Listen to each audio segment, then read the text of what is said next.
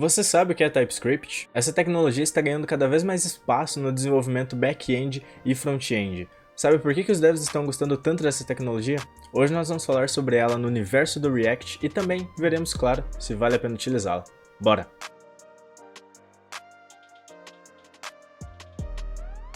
Fala galera, beleza? Eu me chamo Ariel, sejam bem-vindos a mais um vídeo. E hoje estou trazendo para vocês mais um vídeo da Tips and Tricks, uma playlist onde eu posto dicas para vocês a respeito do desenvolvimento web. Mas antes de mais nada, eu peço que se você não é um inscrito nesse canal, considere se inscrever se você gostar desse conteúdo. E além disso, aproveita para avaliar o vídeo com seu gostei ou seu comentário após assisti-lo, hein? Pode deixar que eu vou lembrar você lá no final. Também, se possível, compartilha com um amigo que está interessado em aprender esse conteúdo, pois quanto mais pessoas aprenderem com isso aqui, melhor, né? Aproveita também para checar minhas redes sociais, eu posto alguns conteúdos interessantes por lá, principalmente no LinkedIn, bora fazer algumas conexões por lá e assim aumentar nosso networking, né? Além disso, por falar em networking, confira a nossa comunidade no Discord, uma comunidade voltada a desenvolvedores que buscam aprender juntos e evoluir cada vez mais na sua carreira como dev. Então, hoje nós vamos falar sobre o TypeScript, né? E primeiramente, para que serve o TypeScript? O TypeScript serve para incluir tipos no universo JavaScript, né? Pois o JavaScript é uma linguagem fracamente tipada ou dinamicamente tipada, e até então, no universo front-end, nós não tínhamos alternativas de linguagens fortemente tipadas, e aí surgiu o TypeScript, né? No back-end, a gente pode utilizar linguagens como Java, C++, C#, linguagens robustas que contêm tipos implícitos e a gente consegue utilizá-las, né? Para desenvolvedores que gostam de linguagens fortemente tipadas. Porém, o fato do JavaScript ser a única opção para o web, os desenvolvedores front-end ficaram apenas com uma linguagem fracamente tipada, o que pode ter afastado desenvolvedores que gostariam de desenvolver interfaces, mas não gostam de uma linguagem fracamente tipada. Para isso, o TypeScript surgiu, né? E o TypeScript ele é capaz de fazer qualquer coisa que o JavaScript faz. Ele é um superset do JavaScript. Mas hoje em dia, o pessoal já chama ele de linguagem, pois ele roda nativamente em algumas tecnologias, como o Deno, uma solução alternativa ao Node, que está crescendo, se desenvolvendo e mostrando ser uma tecnologia promissora também. O TypeScript é capaz de fazer qualquer coisa que o JavaScript faz, porém com a adição de tipos, o que torna o código mais manutenível, pois a gente tem uma ajuda gigantesca de IDEs como o VS Code ou o Vim, bem configurado com extensões, ou diversos outros editores de texto que são capazes de identificar e ajudar você com a sua IntelliSense a desenvolver códigos cada vez melhores. Nós vamos utilizar a aplicação que nós desenvolvemos no último vídeo sobre performance com Memo. Se você não checou aquele vídeo, dá uma olhadinha lá, porque vale a pena também. É um vídeo super completo sobre performance com Memo no React. E nós vamos transformar aquela aplicação que usa JavaScript para utilizar TypeScript, né? Nós vamos aumentar um pouquinho mais a complexidade da nossa aplicação para a gente poder ver como o TypeScript é poderoso em projetos maiores, né? E também no final do vídeo a gente vai conversar o porquê de ter que aumentar um pouco a complexidade e não sair utilizando o TypeScript em qualquer projeto, certo? Então, bora! Então vamos lá, eu estou no projeto que a gente desenvolveu nos últimos dias, nessa playlist aqui do Tips and Tricks, então a gente vai continuar utilizando ele o máximo que a gente puder para obter mais conhecimento, tá? Então cada vez mais nós vamos melhorar essa aplicação aqui, para entender conceitos novos e a partir do momento que não ser mais viável a gente vai fazer alguma outra dinâmica aí para aprender mais conteúdo. Mas enquanto a gente puder, vamos aproveitar esse app. Os commits sempre vão estar lá no GitHub, basta você olhar o repositório que eu vou deixar na descrição do vídeo e conferir a cada commit para vocês verem as mudanças que eu fiz em cada vídeo e assim alinhar com o seu código se necessário, certo? Então, eu apenas mudei o readme dele aqui, fiz os commits, adicionei lá no repositório e também troquei o nome do app, tá? Para UserDash, para deixar algo um pouco mais bonitinho, né? Então, UserDash porque é uma dashboard de usuários, né? Então, nós vamos começar escalando a nossa fake API, né? Deixando bem claro que esse arquivo aqui, esse server.js, a gente não vai alterar para utilizar TypeScript, tá? Por quê? Porque apesar do JSON Server ter suporte ao TypeScript, certas tecnologias é muito mais trabalho você dar um jeito de rodá-las com TypeScript do que só deixar com JS, né? E nesse caso aqui não faria sentido nós utilizarmos TypeScript por dois motivos. Daria muito trabalho configurar para funcionar e porque a gente não vai utilizar tipos aqui, né? Os tipos não serão úteis nesse arquivo. Então, para nós não faz sentido utilizar TypeScript nesse momento. E a gente pode sim ter projetos mistos entre TypeScript e JavaScript, tá? Mas isso é muito pior do que deixar uma linguagem só, tá? Então, por que eu estou fazendo essa mistura, né? Por que eu vou fazer essa mistura? Porque, por exemplo, eu não posso ter um componente com JavaScript e outro componente com TypeScript. Isso não faz sentido algum. Mas ter certos arquivos de configuração com JavaScript é super normal, tá? Porque apesar de algumas tecnologias terem suporte e só serem difíceis de configurar, outras não têm suporte algum para TypeScript, tá? Outras elas só funcionam com JavaScript e a gente não tem o que fazer, né? A gente tem que utilizar JavaScript para configurar elas, como por exemplo o nosso server.js aqui, que daria muito trabalho para converter em um simples TS, tá? Então, para escalar essa fake API aqui, nós vamos começar aumentando a complexidade dela, né? Então, vamos supor que o nosso negócio, dessa dashboard de usuários aqui, né, está se tornando mais complexo. E o nosso back-end está preparado para ter mais informações dos usuários. E nós precisamos atualizar o front para manter tanto front quanto back-end atualizados, né?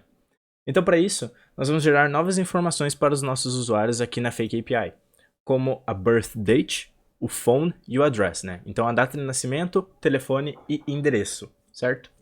Então, para isso, o que nós vamos fazer? Aqui eu vou colocar birth date, tá? Que vai ser um outro dado que o usuário vai ter.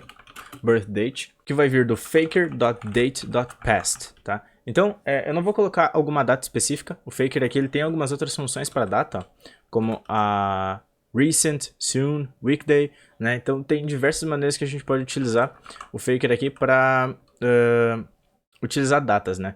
E aqui a gente consegue pegar alguns outros utilitários, tá? Da data, no caso, né? Como toLocaleString, toTCString, toTimeString. Mano, tem como pegar muita coisa. Setar segundos, horas, data, pegar dia, ano, horas, né? E também formatar, claro, essa data. Mas que no nosso caso a gente não vai utilizar, tá? No nosso caso a gente vai deixar dessa maneira aqui, porque para nós não faz diferença nesse momento. Então eu vou utilizar aqui o phone, né? Faker.phone.phoneNumber, certo? E aqui ele também vai gerar um número dos Estados Unidos, né? Aqui a gente pode utilizar alguns outros utilitários de números, né? A gente tem como pegar números formatados também, através do phone formats, né? Ou phone number format, tá? Mas que no mesmo caso do birth date, nós vamos utilizar o padrão que ele vai vir, né? Que é aleatório. Então, para que isso, né? Pois para nós não faz diferença. A nossa API ela vai retornar de uma maneira que a gente vai poder formatar depois, né? E às vezes a maneira como a nossa API retorna é diferente do Faker. Então a gente não tem como configurar essa parte por não saber como vai ser retornado para nós, né? Então, nesse momento, a gente não faz a formatação aqui do Faker. A gente poderia formatar esse dado lá no nosso componente e daí sim deixar ele pronto para receber tanto da API quanto do Faker. E aqui do JSON Server, né?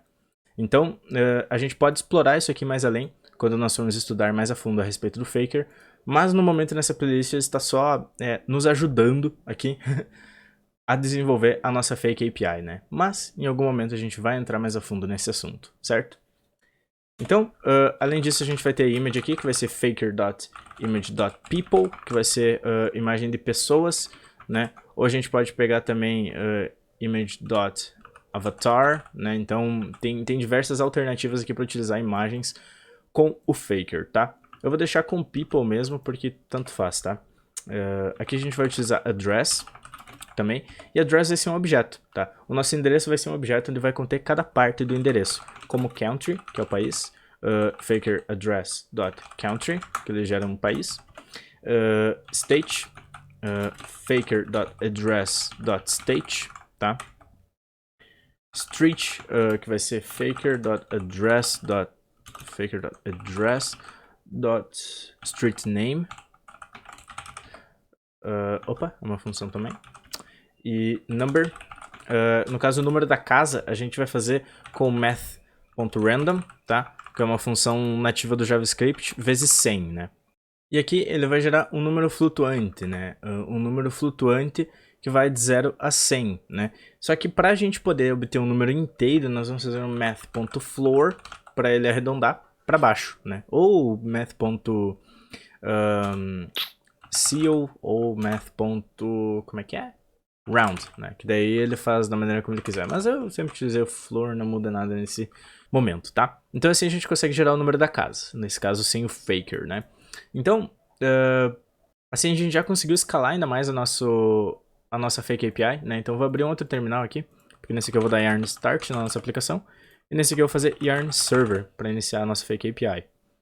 Agora eu vou clicar aqui ó, no localhost.2.3333/users, que ele vai abrir no meu navegador aqui o endpoint com os usuários, né? E aqui a gente consegue validar os usuários que a gente tem, né? E as informações que vêm. Agora a gente tem a birth date aqui, que é uma data, né?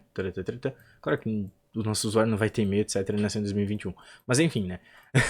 Aqui a gente tem o phone, que é o número de telefone dele. Uma imagem, que se a gente copiar esse link aqui e colocar no navegador, a gente vai ver uma imagem de uma pessoa de fato, né?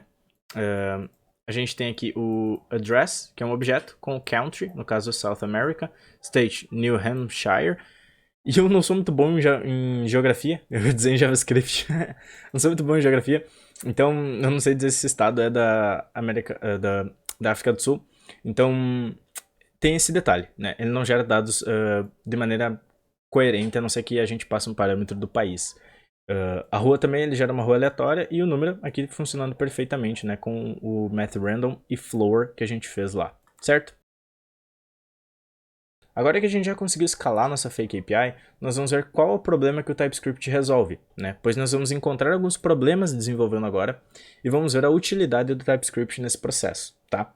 Então nós vamos basicamente ter que atualizar o front-end para ele aceitar essa atualização da nossa API, né? Então para isso, aqui no nosso componente de user, tá? O que nós vamos fazer? Primeiramente a gente vai exibir mais dados aqui, tá? Então a gente vai exibir data de nascimento, birth date. Também vou colocar aqui endereço, que vai ser address, tá? Beleza. Além disso, eu vou precisar receber essas variáveis como props aqui, então birth date e address, né? E agora que a gente está recebendo e exibindo aqui, a gente precisa mandar para esse componente aqui essas novas informações, né? Então aqui em users, a gente ainda recebe o user aqui, né? Que vem do map de todos os users. Então a gente basicamente passa aqui o birth date, user.birthdate. Eu vou passar também o phone aqui. Phone recebe tá, mas agora a nossa aplicação ela aceita só um telefone ou 2 números de telefone? Bom, como eu não lembro, eu vou colocar aqui phone 1, tá? Mentira, eu tô brincando com vocês, tá? Eu sei que tem só um phone aqui, tá? Mas a ideia disso aqui é mostrar pra vocês que se eu não tivesse um lugar pra checar o que a minha API tá retornando, com o JavaScript normal, eu não consigo saber quais propriedades o usuário precisa para ser mostrado.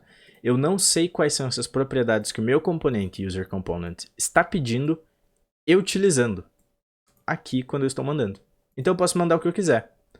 Aí nós temos um problema. Porque aqui eu, por exemplo, estou passando uma propriedade que não existe no usuário e o JavaScript está me deixando fazer isso, tá?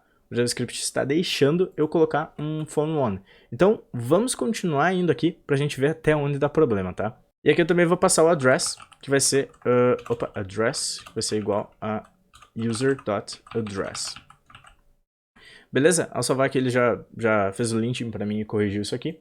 Tem o pessoal me pedindo quais são as extensões que eu utilizo no VS Code e facilitam boa parte do meu projeto, do meu desenvolvimento, né? Então eu vou passar para vocês isso aqui em seguida aqui no canal, tá? Então fique ligado aí que vocês vão ver quais extensões eu utilizo no dia a dia.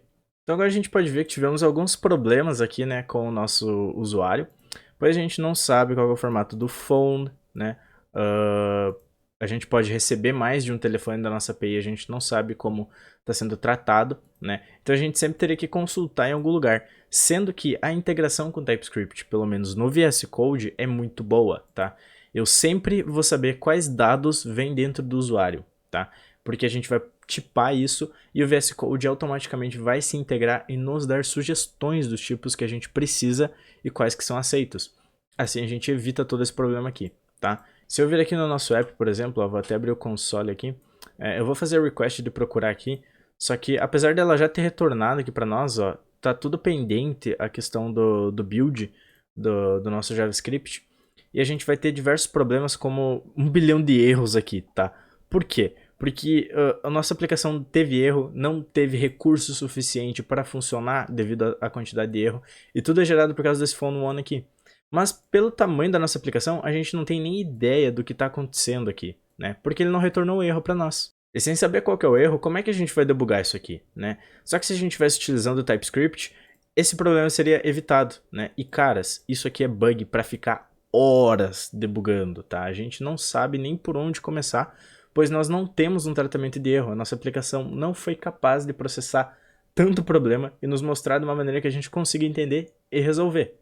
Então, como a gente já viu esse problema e tendo uma solução como o TypeScript para utilizar nesse momento, o que nós vamos fazer, tá? Nós vamos refatorar para utilizar o TypeScript. Nesse cenário, eu vou basicamente trocar as extensões desses arquivos aqui, tá?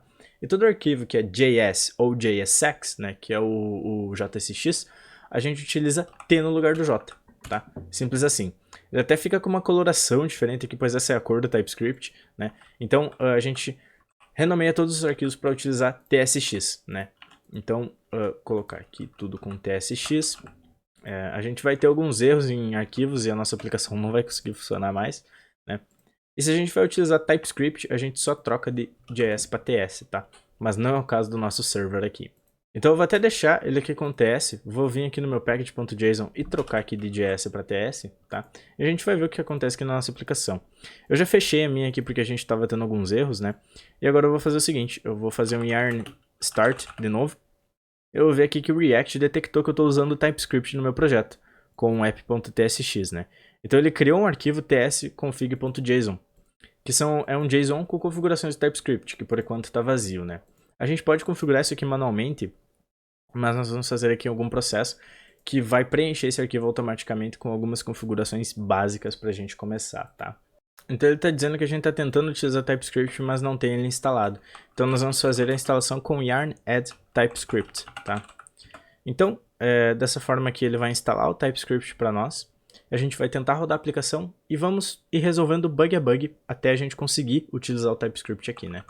Então, vamos fazer um yarn start aqui de novo depois de ter instalado o TypeScript.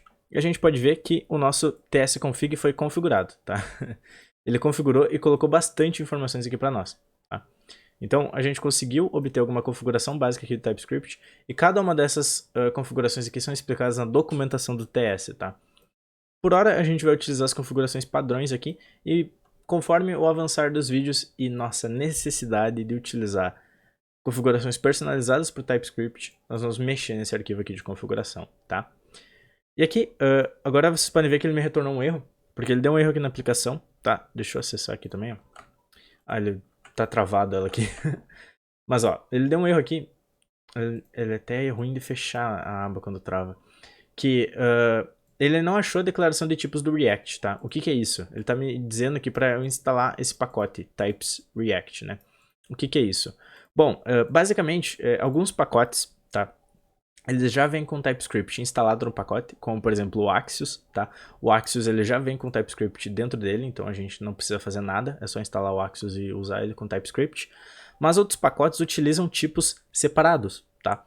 Por que de fazer isso? Preferência de quem desenvolveu o pacote, tá? Hoje em dia não se existe uma convenção de qual é melhor e qual é pior, tá? Então a gente apenas utiliza ambos, né? Pois é super simples. Se um pacote já vem com TypeScript, você não vai ter esse problema aqui. Mas, se o pacote não vem com TypeScript, ele vai sugerir para você instalar ele através desse comando aqui, né?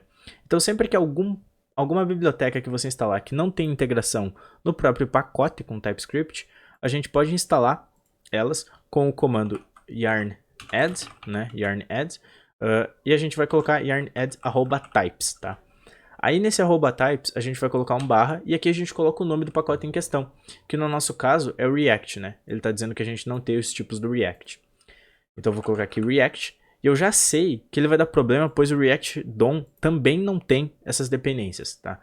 O React DOM também não funciona com TypeScript no pacote, a gente tem que instalar os tipos dele separadamente. Então eu vou colocar também @types/react-dom e tudo isso eu vou instalar como dependência de desenvolvimento, pois o TypeScript ele só funciona no processo de desenvolvimento, né? O que o nosso navegador roda é JavaScript puro compilado depois, ou transpilado, né? Então, eu vou adicionar esses dois pacotes aqui e a gente vai tentar rodar a aplicação para ver de novo o que acontece.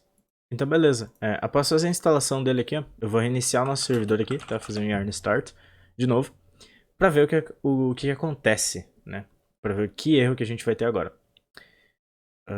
Então, agora ele já mostrou um erro de código aqui, tá? Ele está mostrando ó, que o parâmetro e implicitamente tem um tipo n, né? É o que esse erro está mostrando aqui.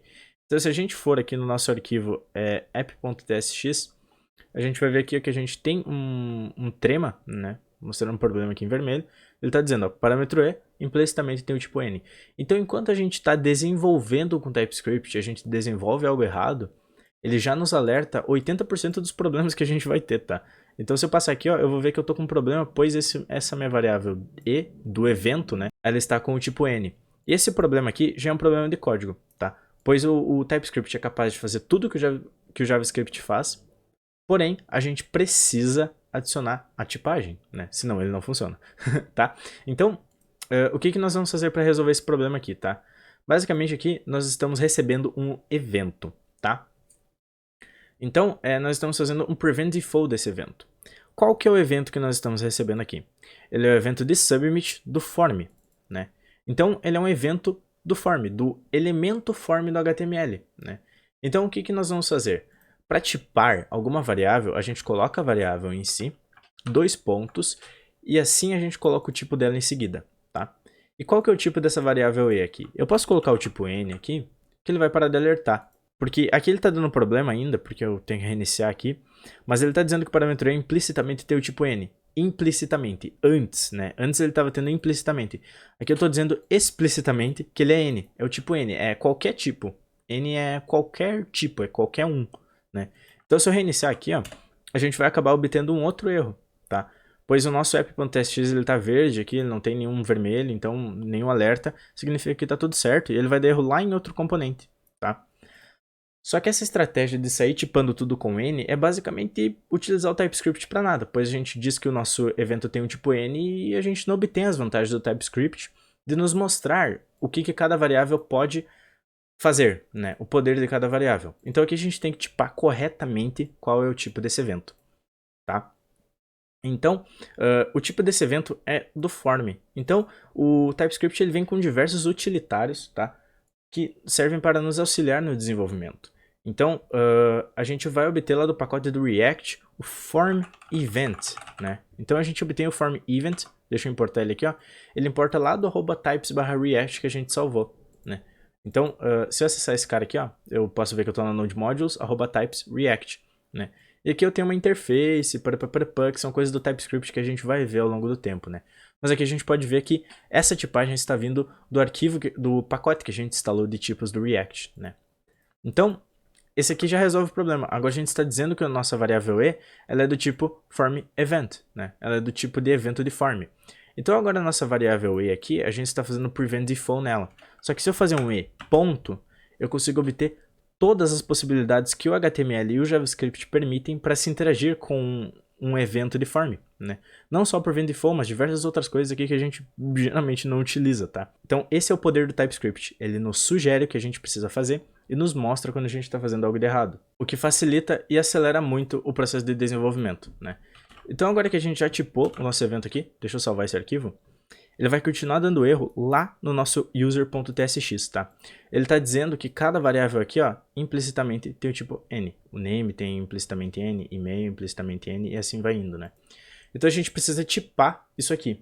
Então, o que nós vamos fazer? Nós vamos basicamente criar uma interface que a gente tinha visto ali quando nós acessamos o nosso @types/react, né? E o que é uma interface? Ele é uma interface de tipos, tá? Ou a gente pode também declarar type, né? Simples assim.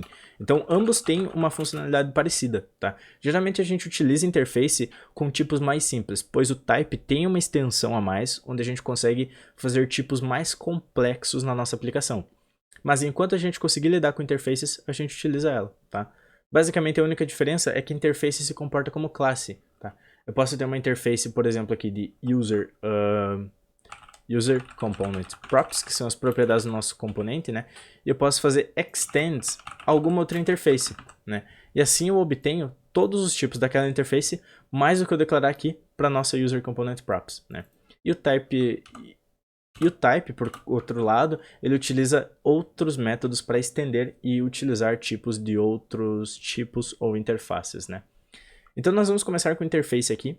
porque é mais simples, tá? Então, a maneira como a gente declara a interface é assim. Interface, o nome dela e chaves de um objeto, né? E a nossa interface vai ser basicamente um ID number, tá? E o que eu vou fazer? Eu já vou copiar esse user component props aqui, vou vir aqui depois do objeto e eu tô dizendo que nesse objeto eu vou receber essas props aqui. Essas props que estão dentro da interface.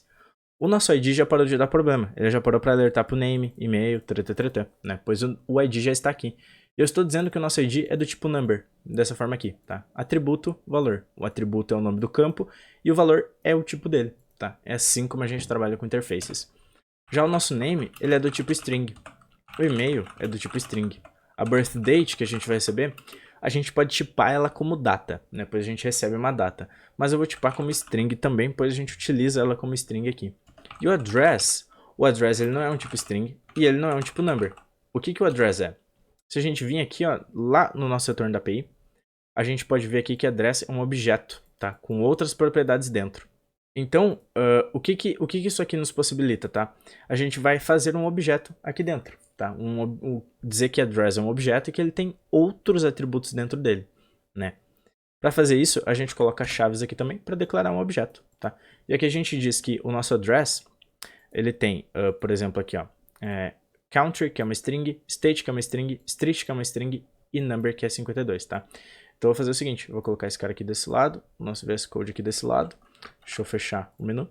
Eu vou colocar aqui, ó, que address, a gente tem country, que é uma string, a gente tem state, que é uma string, e a gente tem street, que é uma string também. Já o number é um number, tá? Ele é um number. Pronto, tá resolvido o nosso problema. A gente já criou uma interface, tá? E agora a gente tem todos os tipos aqui. A gente tá tendo erros aqui embaixo que a gente já vai corrigir, tá?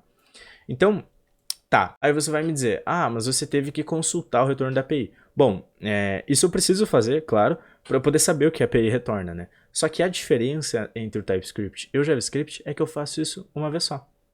Sempre que eu precisar alterar algo para user e eu não souber o que o usuário recebe, o TypeScript já faz esse trabalho de me falar. Eu não preciso vir aqui na API e ver o retorno dela, entende? Eu já tenho aqui na interface declarada. Eu faço esse processo uma vez e eu não preciso fazer mais depois, tá? Então, uma coisa que eu posso fazer aqui para melhorar isso aqui também, melhorar em código no caso, eu posso fazer um tipo separado para address, tá? Eu posso fazer aqui em cima, ó, por exemplo, uma interface address, que vai ser um objeto. Opa, eu já estava com o objeto copiado aqui.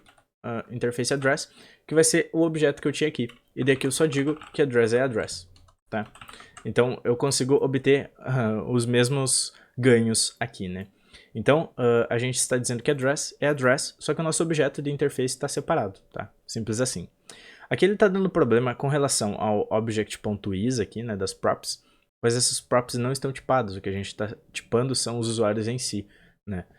Então o que eu vou fazer é, eu vou tirar essa validação do memo, né, essa personalização do memo, para deixar ele trabalhar com reconciliation normal, né, que nem eu comentei para vocês, essa é a melhor alternativa, a não ser que o reconciliation não atenda às suas expectativas, ou que você realmente sabe o que está fazendo aqui, tá? Então eu vou deixar dessa forma aqui, a gente já resolveu user, agora nós vamos resolver users, pois aqui o nosso users, ele também está sem tipo, né, só que users, ele é basicamente um array de usuário, tá? E o tipo de usuário está aqui. O que nós podemos fazer? Eu poderia declarar aqui que eu tenho um array de usuários e escrever todas essas interfaces aqui nesse arquivo? Podia, tá? Muitos devs consideram essa a melhor prática, mas eu gosto muito de seguir o DRY, Don't Repeat Yourself, né? Que é um design pattern de código aí, né? Então, o que eu faço? Uma possibilidade do TypeScript é que eu posso criar arquivos apenas para tipos, tá? Então eu vou criar uma pasta types aqui, e vou criar o user.d.ts, tá? Esses arquivos .d.ts servem apenas para a gente declarar interfaces e tipos que podem ser exportadas e consumidas por outros componentes. Então eu vou retirar essas interfaces que eu declarei aqui em user, tá? Vou recortar elas e vou colocar aqui nesse nosso user.d.ts. Agora eu vou fazer um export de cada uma dessas interfaces aqui, tá? E assim eu posso importar aqui em user, import from ponto barra na real, ponto barra types barra user, tá? Eu posso importar aqui do nosso user os tipos, né? E se eu apertar Ctrl barra aqui eu vejo quais tipos tem, que é o address e user component props, né? aqui no nosso user.d.ts para utilizar somente user, tá? Pois essa tipagem é apenas de user. E aqui a gente vai exportar ela como user, mas eu não posso importar assim porque vai dar conflito com essa variável aqui, tá? Então eu vou renomear ela para user as user component props, tá? E dessa forma tudo passa a funcionar milagrosamente aqui para nós, tá? Os nossos tipos continuam funcionando. A diferença é que aqui em users eu consigo ter acesso à tipagem do usuário também. E o que eu posso fazer? Eu vou fazer aqui um tipo, tá? Eu vou fazer um type, no caso porque eu quero mostrar o type para vocês, tá? Mas a gente poderia utilizar a interface aqui sem problema. Type users props, né? Recebe um objeto, tá? Então a gente tem a declaração de type é assim. A gente tem o type, o nome, e ele recebe algo, né? E nesse caso aqui a gente está recebendo um objeto, beleza? E o que esse users props tem, né? Como eles são as props do nosso componente users aqui, deixa eu colocar aqui users props, tá? Poderia ser users component props, mas enfim. E aqui nessas props a gente tem o quê? Users, né? Users é o quê? Users é um array de usuário, né? Então a gente pode importar o user lá do nosso types, só que aqui a gente vai ter outro problema por causa do nome, né? Então aqui no type eu vou colocar as user props, tá? Pois são as propriedades do usuário.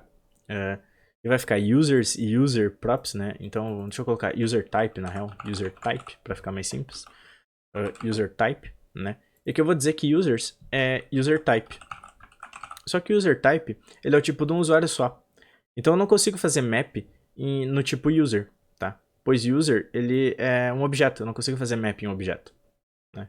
Então o que nós fazemos? Nós colocamos esses colchetes aqui, tá? E assim a gente diz que users é um array de user type. Aí a gente consegue fazer um map em users, tá? Aqui ó, ele é um array de user type. E aqui a gente obtém apenas um user, que é do user type. E aqui a gente consegue acessar todas as tipagens dele, ó. A gente sabe que o user ID é number, a gente sabe que o name é string, e-mail, né?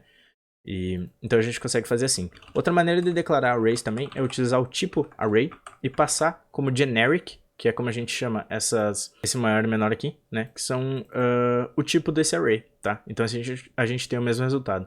Mas eu não vou tratar de generics agora, tá? A gente vai ver sobre eles em outro momento. E por enquanto a gente vai utilizar essa sintaxe aqui, pois é mais simples, tá? Um passo de cada vez. Uma hora a gente chega nos generics, tá? Então a gente pode ver que a utilidade do TypeScript, pois ele já está me alertando que phone1 não existe no tipo user, tá?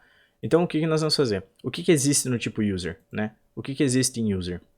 No nosso user type aqui a gente pode ver, tá? Lá na nossa interface, vindo aqui, e vendo que a gente tem nada, né? A gente não tem o phone do nosso usuário aqui, a gente não colocou esse tipo, né? Então nós vamos colocar aqui phone string, tá? A gente não colocou pois a gente não está utilizando lá o nosso componente user, mas a gente está mandando aqui, né? Só que ele está dizendo que o user não tem o tipo phone. E agora que eu coloquei um nome parecido, que foi phone, né? Antes vocês viram que ele dizia que phone1 não existia, né? Agora, além de dizer que phone1 não existia, ele pergunta se eu quis dizer phone, porque ele identificou um tipo com um nome parecido. Eu só troco aqui e o TypeScript nos sugere e a gente corrige todos os erros, né? E agora que ele deu compiled successfully, significa que ele conseguiu fazer todas as coisas sem problemas algum, né? Então se eu voltar aqui, ó, e atualizar minha página, o nosso app está funcionando normalmente. Espero que esse vídeo a respeito do TypeScript tenha esclarecido para você o que é essa tecnologia e como ela pode ser útil no seu desenvolvimento do dia a dia. E minhas considerações finais usem TypeScript em projetos, tá? Ele facilita muito a manutenção, como vocês puderam ver aqui, onde a gente deu uma manutenção para atualizar o nosso front-end mediante as novas informações que a nossa API disponibiliza que a gente precisa exibir na tela. E não só isso, né? A gente conseguiu, dessa forma, obter muito mais produtividade, onde a gente não precisou conferir os dados da nossa API todas as vezes. A gente criou o tipo uma vez conferindo, a gente foi manipulando aqui o nosso front-end, entendendo o básico do TypeScript e conseguimos construir uma aplicação com React super simples utilizando o TS, né? E a partir dos próximos vídeos a gente vai se aprofundar mais em TypeScript e em outras tecnologias. E eu sempre vou tratar e falar para vocês o que é novo que vocês precisam aprender, certo? Só que o TypeScript não precisa ser utilizado em todo projeto, tá? Quando for um projeto super simples, pode usar JavaScript normal mesmo. Mas à medida que você saiba que ele vai escalar, que ele vai crescer esse app, mano, já começa ele com TypeScript, porque assim você evita uma dor de cabeça enorme.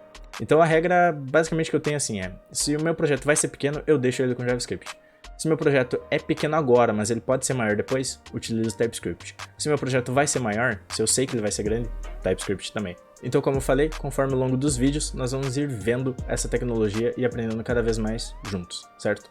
Muito obrigado pela sua presença aqui nesse vídeo.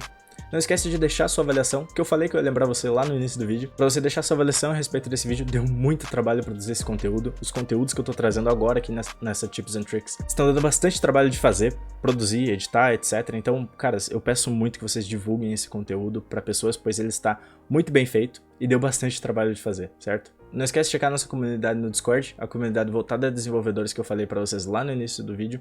O link vai estar aqui na descrição. E também, se quiser, checa lá no GitHub, pois eu vou atualizar esse repositório lá, contendo todas as informações do que a gente codou nesse vídeo aqui, certo? Muito obrigado novamente e até mais. Valeu!